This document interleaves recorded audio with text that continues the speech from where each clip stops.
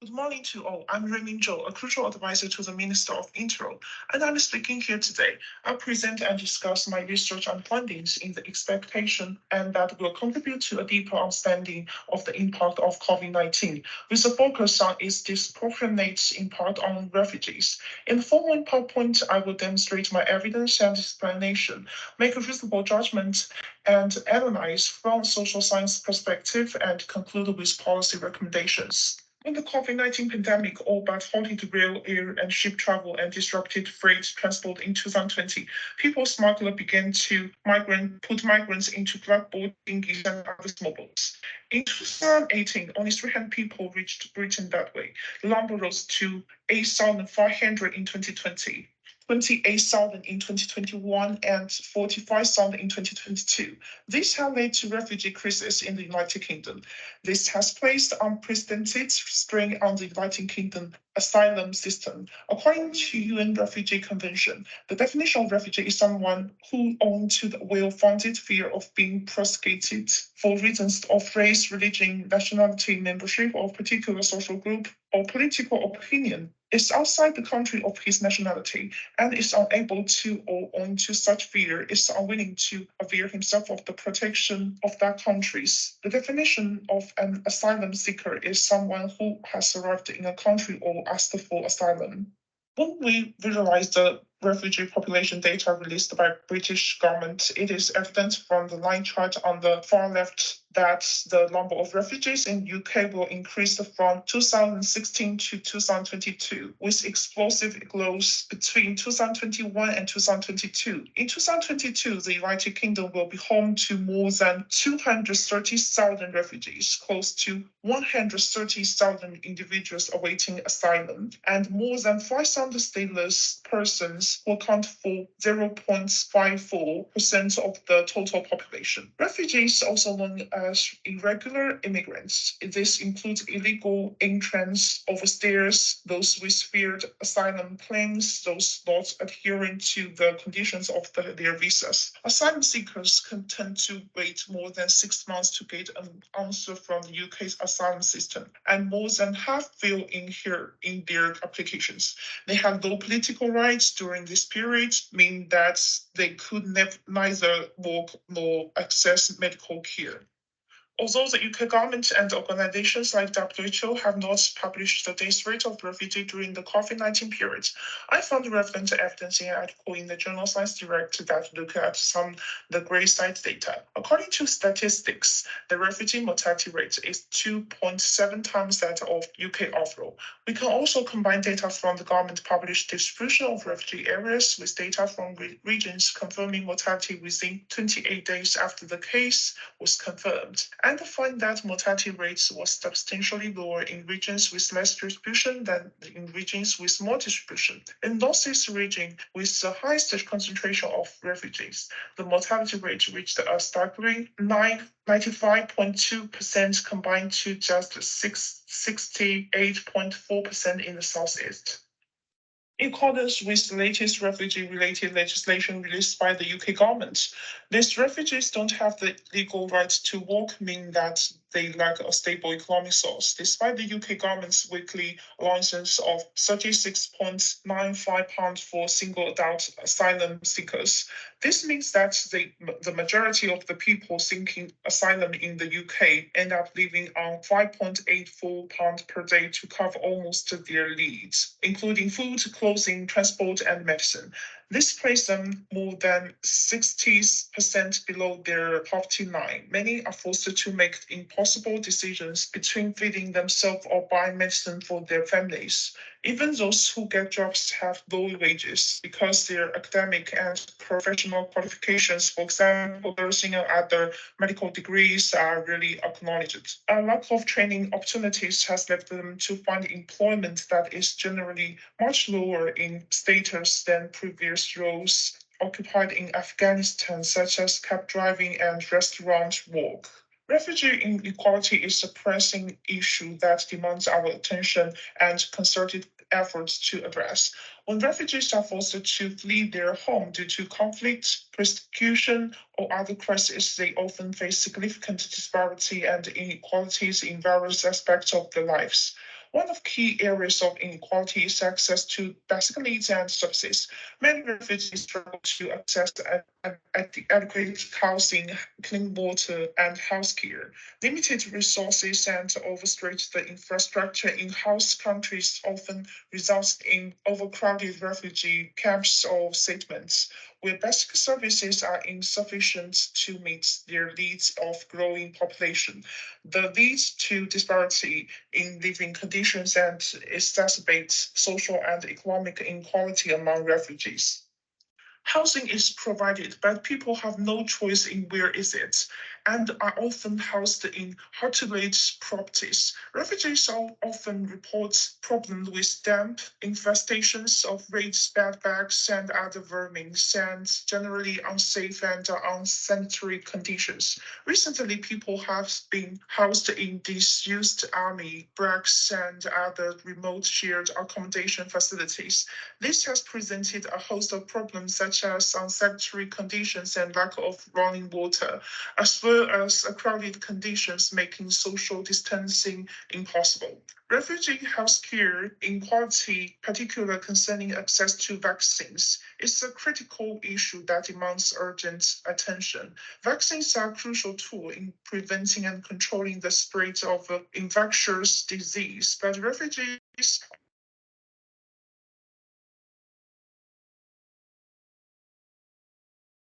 preventable illnesses.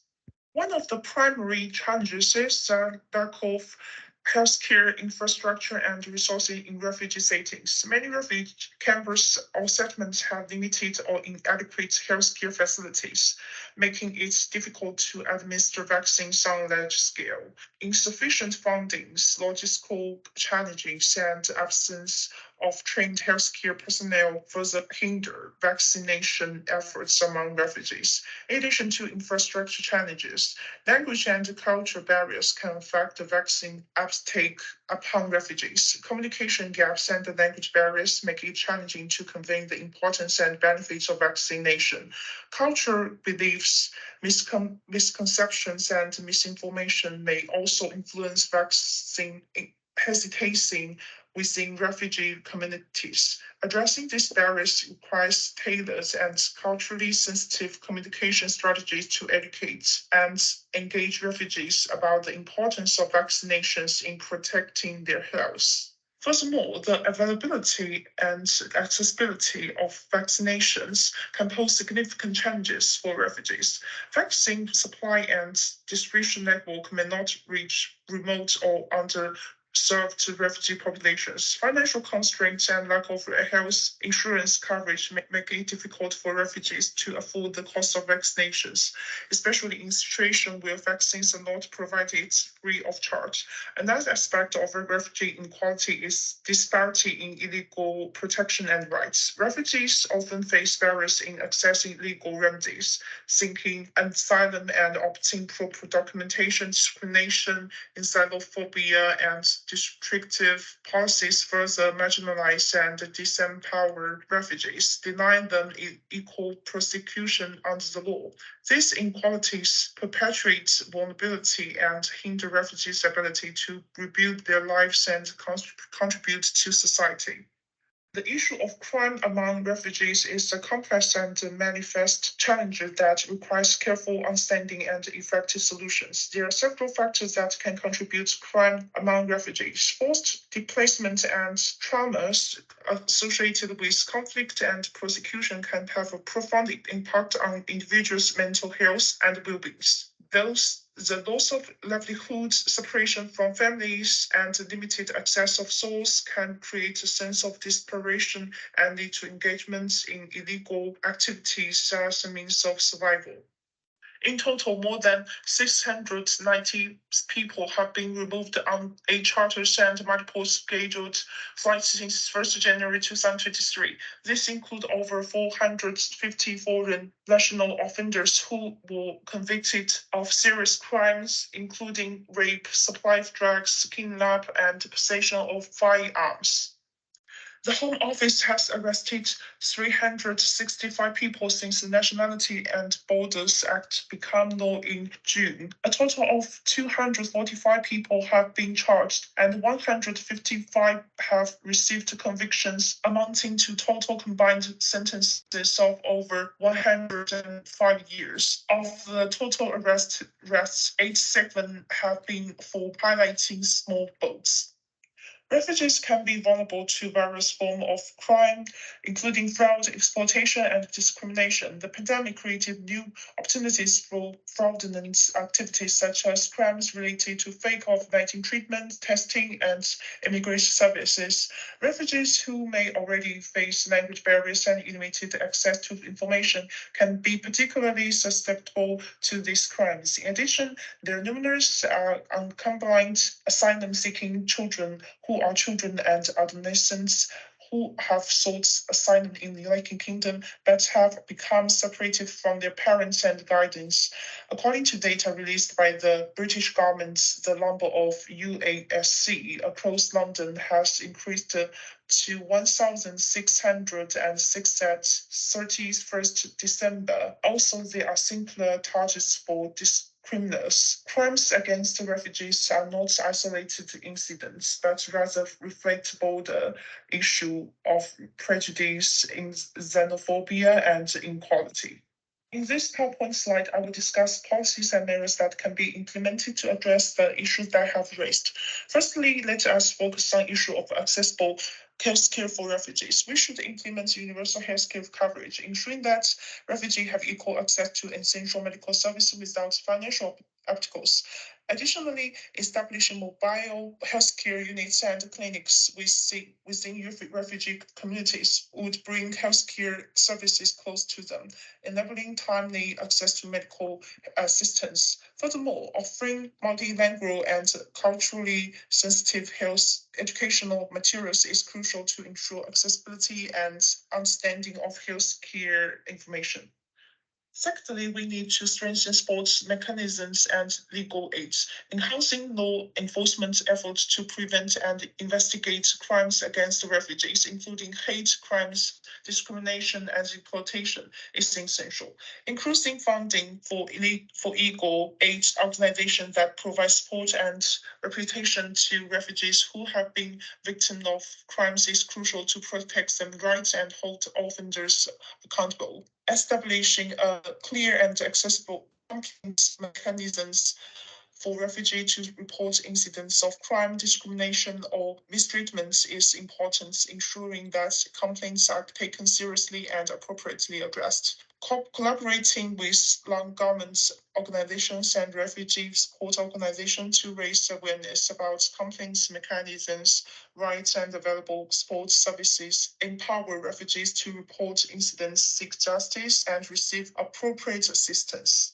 Lastly, let us focus on promoting employment opportunities and entrepreneurship among refugees. It's important to verify and to acknowledge the original academic and technical credentials of refugees and issue corresponding certificates. Implementing targeted employment programs and initiatives that support refugees in acquiring language skills, vocational training, and job placement assistance is crucial. Encouraging collaboration between employers, refugee support organizations, and community groups to promote diversity and inclusion in the workplace helps reduce employment barriers and discrimination. Providing financial incentives or tax benefits to businesses that actively employ and support the integration of refugees boasts a more inclusive and diverse labor market. Additionally, encouraging entrepreneurship among refugees by providing access to microfinance, mentorship programs, and business development support facilitates the creation of refugee-owned businesses. I've listed three policies for reference, but I recommend the Refugee Employment and Entrepreneurship Initiative because this policy considers in part of three factors. This policy not only bring about positive economic outcomes, but also foster social integration and contribute to crime reduction. Let's start with the economic effects. By instituting policies that increase utilization of human resources and encourage economic distributions, we unleash the potential for refugees to become valuable access to our local economies. Refugees can make significant contributions to our communities through their skills, talents, and entrepreneurial zeal.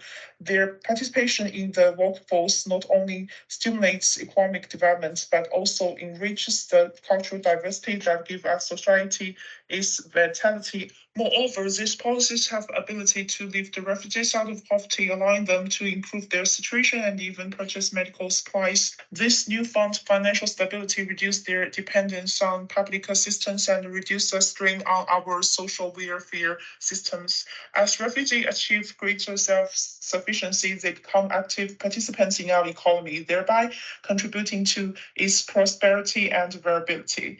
These policies have significant social ramifications beyond the economic realms. By instilling refugees with sense of value and worth, we enhance their self-esteem and facilitate their social integration. By encouraging them incorporation into local community, we create an environment that embraces diversity and encourage inclusion. Through cultural exchanges and interaction, we break down barriers, thereby reducing the marginalization and alienation that many refugees feel. In doing so, we cultivate a social society that celebrates our shared humanity and in which everyone has the opportunity to flourish and contribute. Importantly, these policies also reduce violence. When refugees have access to stable employment and income opportunities, crime rates in our community decline. By providing refugees with means to support themselves and families, we create an atmosphere that discourages discriminatory behaviors. Through economic empowerment, we create safer and more secure communities where everyone can feel at peace. In choosing, let us remember that the impact of policies aimed at improving the lives of refugees extends far beyond statistics and members. It's about embracing our shared humanity, recognize the strengths that diversity brings, and building a society that lifts us and supports every individuals. By implementing these policies, we not only provide economic opportunities and social integration for refugees, but also foster a sense of belonging, dignity, and hope. Together, we can create communities where everyone has the chance to thrive, to contribute, and fulfill their potentials. Let us stand united in commitment to advocating the policies that empower refugees, promote inclusivity, compassion. Together, we can build a future where no one is left behind, where every person, regardless of their background, is given opportunity to build their lives, to chase their dreams, and contribute to a brighter tomorrow. Thank you for all your support and dedication to making a positive difference in the life of refugees. Together, let us create a world where compassion knows no borders and where every person is valued and respected.